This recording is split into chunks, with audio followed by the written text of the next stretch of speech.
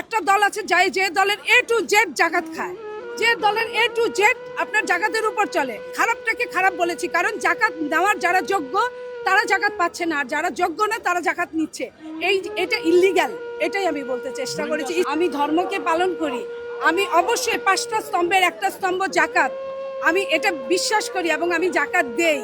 সেইখানে আমি বলার চেষ্টা করেছি যে যারা জাকাত খান তারা হচ্ছে গরিব, গরিবদের জন্য জাকাত, ধনীদের জন্য তো জাকাত না, কোনো পলিটিক্যাল ফিগারদের জন্য তো জাকাত না। একটা দল আছে যে দলের A to Z জাকাত খায়, যে দলের A to Z আপনার জাকাতের উপর চলে, তাদের বাড়ি গাড়ি থেকে শুরু করে তাদের সমস্ত ভরণ পোষণ জাকাত দিয়ে মেনটেন করা হয়। সেটাই বলেছি যে এটা খারাপ, এই খারাপটাকে খারাপ বলেছি, কারণ জাকাত নেওয়ার যারা যোগ্য তারা জাকাত পাচ্ছে না, আর যারা যোগ্য না তারা জাকাত নিচ্ছে। এটা ইল্লিগ্যাল, এটাই আমি বলতে চেষ্টা করেছি। ইসলামিক দৃষ্টিতে যারা ধর্ম নিয়ে রাজনীতি করে তারা ধর্মকে কিভাবে অবমাননা করে।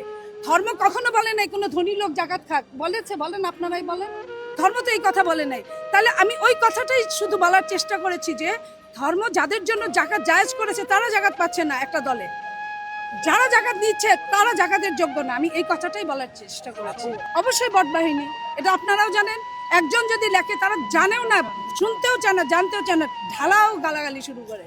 তো সেটা এখন গালাগালি করলে, আমি এই দেশের সন্তান, আমি আপনাদেরই সন্তান, আপনাদের বোন, আপনাদের মা, আমাকে যদি গালাগালি করে আপনারা শান্তি পান তাহলে পাবেন।